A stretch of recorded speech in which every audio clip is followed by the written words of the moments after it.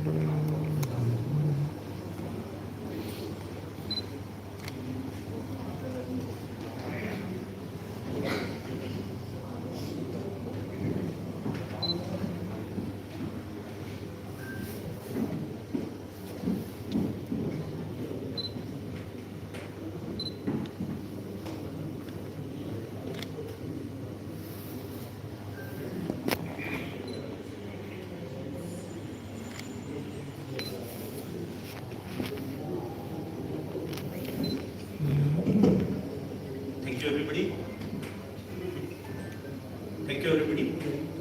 Today we are going to discuss pediatric respiratory allergies. Though pediatric respiratory allergy differs from adult respiratory allergies are very subtle and very very few things, because the methodologies which are used in adults, they are the methodologies which are used in kids as well. But first of all, I would like to welcome Dr. P.C. Kathoria. You know him very well. He is a very well-renowned allergologist, and he has experience of 44 years. He has written chapters in several books. He has 76 reviews and publications to his credit. And without spending much time, I'd like to go ahead and introduce our panelists as well. Our panelist, Dr. Namit Bagla, he is senior pediatrician. Dr. Nita Jindal, she is senior pediatrician. Dr. Vinod Pankaj, Dr. Sunita Khandelwal, and Dr. Deepak Mehta. So we'll start with our case. The story is about Adil. He's a 4-year-old child. He's recently joined school and he has recurrent cough, cold. The cough is mild, cold is more prominent. He had recurrent cold earlier also, usually with low-grade fever and mild cough, often taken care of by over-the-counter medicines as is usual in India. And the effect barely lasted a week or two, and then he again had seasonal cold and cough, sometimes with high fever and irritability. The frequency of cough and cold has increased in past 1 year, where he has joined the school.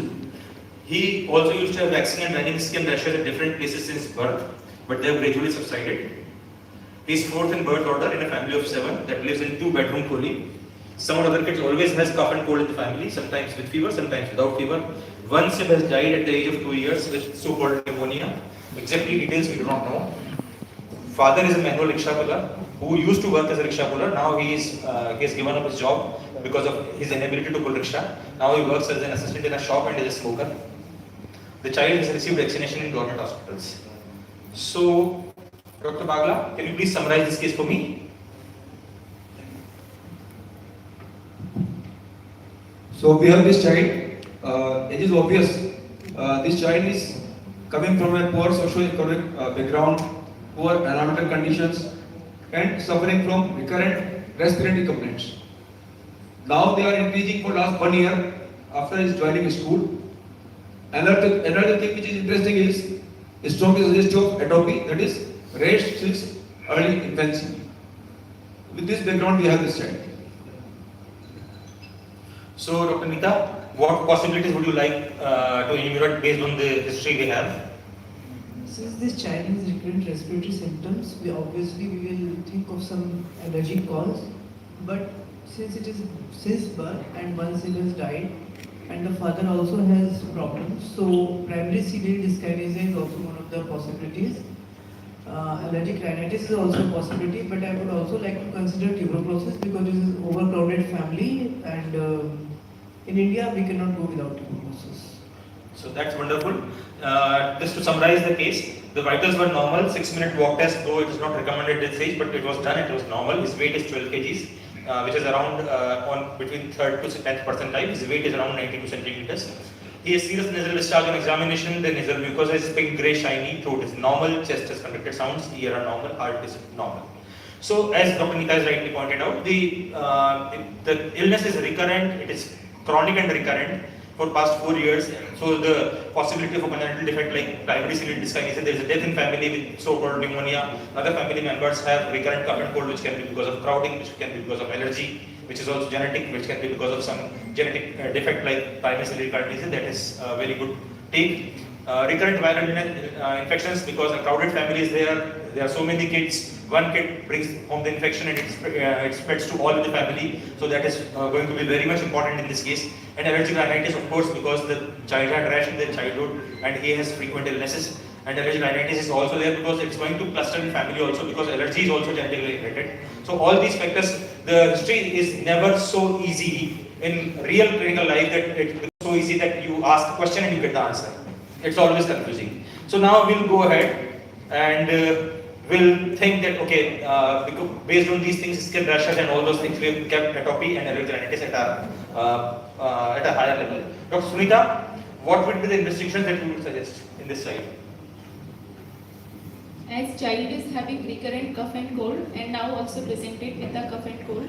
So first of all, we must rule out for infections.